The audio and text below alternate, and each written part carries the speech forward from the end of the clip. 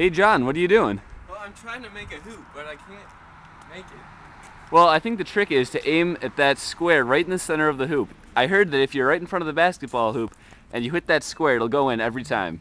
Well, let's try that. Alright, sounds good. Well, of course, we can't do a basketball myth without being dressed like basketball players. We'll be right back.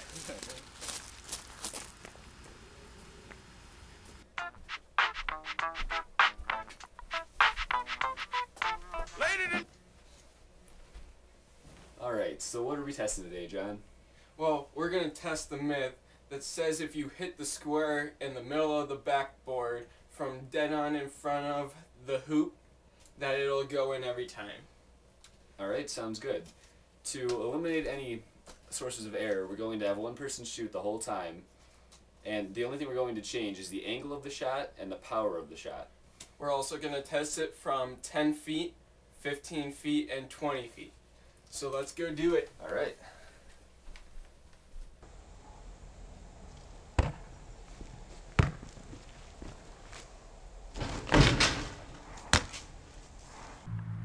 In this myth we have three different variables: distance, power, and angle.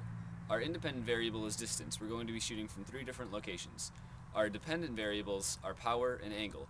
The farther back we are, the higher power and the lower angle is going to have to be used. The closer we are, the higher angle and the lower power is going to be needed. From the center, it'll be a medium power and a medium angled shot.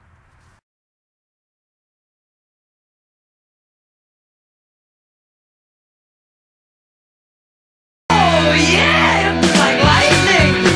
Everybody was frightening, and the music was soothing, and they all started grooving.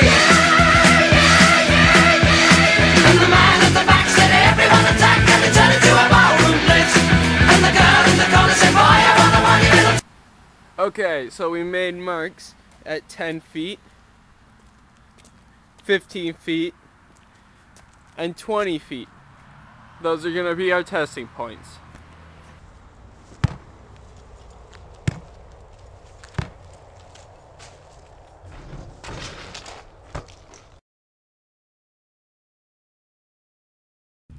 Shot 1 from 10 feet. Shot 2 from 10 feet. Shot 3 from 10 feet.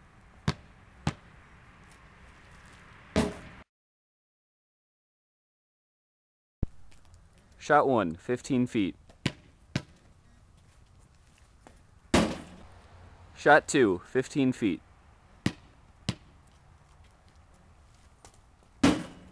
Shot 3, 15 feet.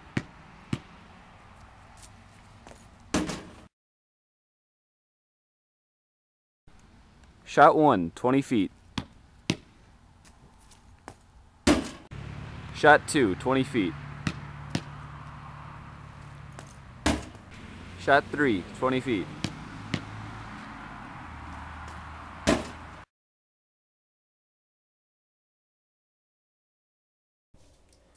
Now this is what happened when we tested the myth.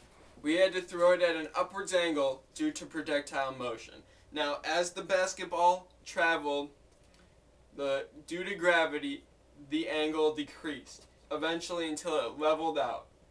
Then it kept going and the angle kept decreasing until it hit the square in the backboard. Now because of projectile motion, it hit the square in the backboard at a downwards angle and reflected off the backboard at a downwards angle due to the law of reflection.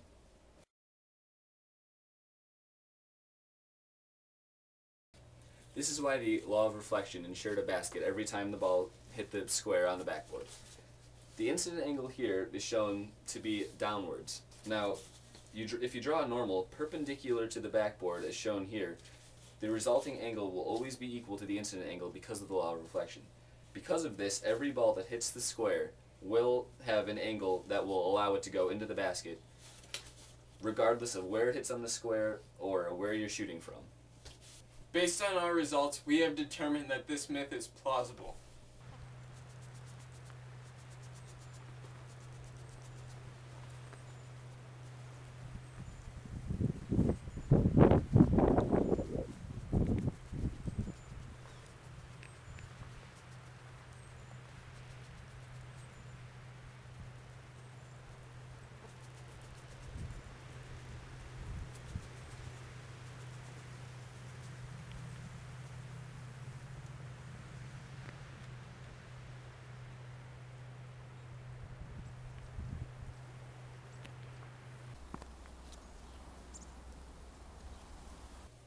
and this is why.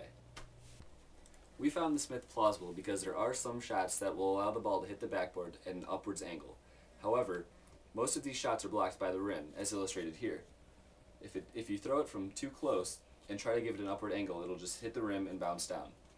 Now, if you're far enough away and throw it with enough power and a low enough angle, it is possible, due to the law of reflection, as illustrated here, to have it bounce back up and away from the rim. However, due to the sheer difficulty of this shot, we have concluded that the myth is plausible, not busted. Lob 1.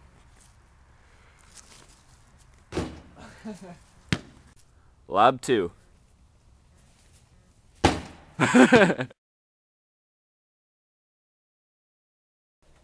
You may have noticed, based on the daylight, that a lot of time elapsed during our tests. This is why.